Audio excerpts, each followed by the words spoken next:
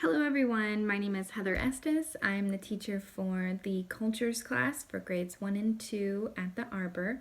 And this is information from our class from Tuesday, March 31st. And we did a Ukrainian story this time. This is a Ukrainian folktale called The Mitten. It's by a really cool author and illustrator, Jan Brett. So Ukrainian stories and information is what we checked out last class, excuse me. And this is a read aloud from the Mitten. So let me read this for you. This is a Ukrainian folktale. Very cool. I love the illustrations in this story. There's so many details. So even just the title page here, she really gets into the spirit of Ukrainian artistry and culture. It's very beautiful. Okay, here we go.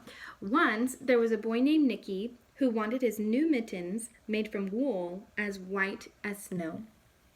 So here's Nicky. There's his grandmother there. A lot of details here. Cool. Okay. At first, his grandmother Baba did not want to knit mittens white. If you drop one in the snow, she warned, you'll never find it. But Nicky wanted snow white mittens, and finally, Baba made them. Obviously, Baba is his name for Grandma. Snow white mittens. After she finished, she said, when you come home, first I will look to see if you are safe and sound, but then I will look to see if you have your snow white mittens. So off Nicky went, and it wasn't long until one of his new mittens dropped in the snow and was left behind.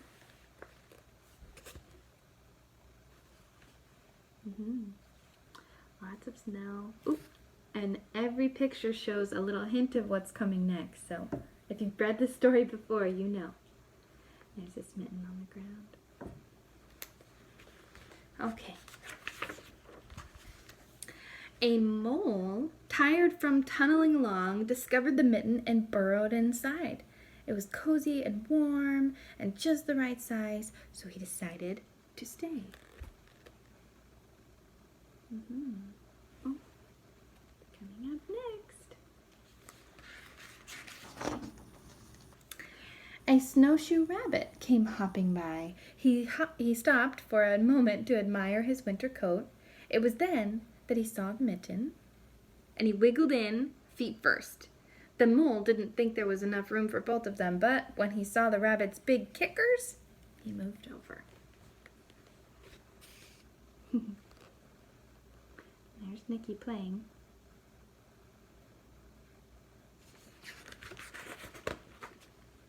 Next, a hedgehog came snuffling along. Having spent the day looking under wet leaves for things to eat, he decided to move into the mitten to warm himself. The mole and the rabbit were bumped and jostled, but not being ones to argue with someone covered with prickles, they made room. And there's Nicky playing.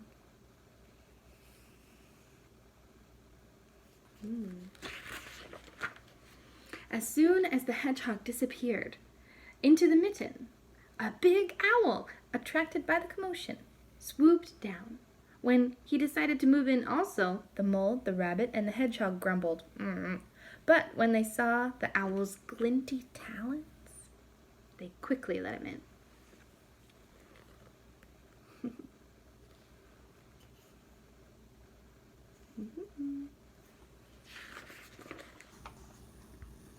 Up through the snow appeared a badger. He eyed the mitten and began to climb in. The mole, the rabbit, the hedgehog, and the owl were not pleased. There was no room left. But when they saw his diggers, they gave him the thumb. Ooh.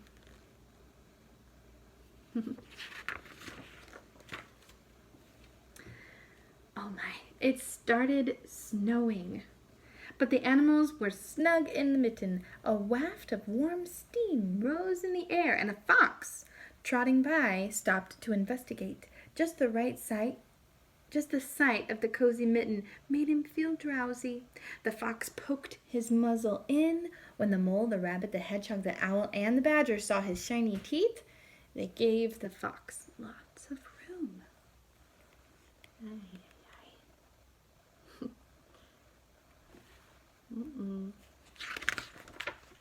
I don't know this is gonna work.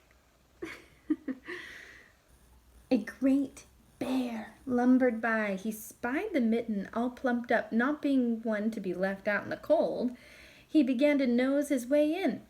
The animals were packed in as tightly as could be, but what animal would argue with a bear? The Mitten swelled and stretched. It was pulled and bulged to many times its size. But Baba's good knitting held fast.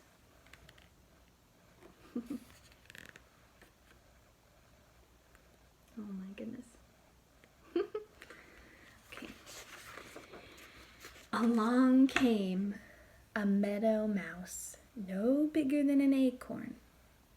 She wriggled into the one space left and made herself comfortable on top of the great bear's nose. I like watching Nikki's reaction here. Only one? Uh-oh. Let's see. Oh my goodness! So, the bear, tickled by the mouse's whiskers, gave an enormous sneeze. Achoo! The force of the sneeze shot the Mitten up into the sky and scattered the animals in all directions. Whew. Oh my goodness. On his way home, Nikki saw a white shape in the distance. It was the lost Mitten silhouetted against the blue sky. All the animals lying all over the place. The Mitten.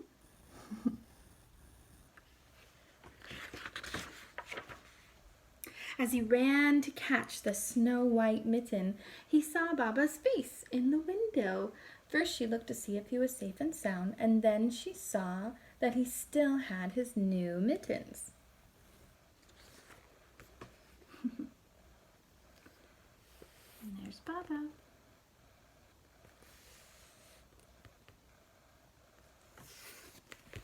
I don't think it looks like a mitten anymore. I don't think she thinks it's looking like a mitten anymore. There's 1 and 2. The end.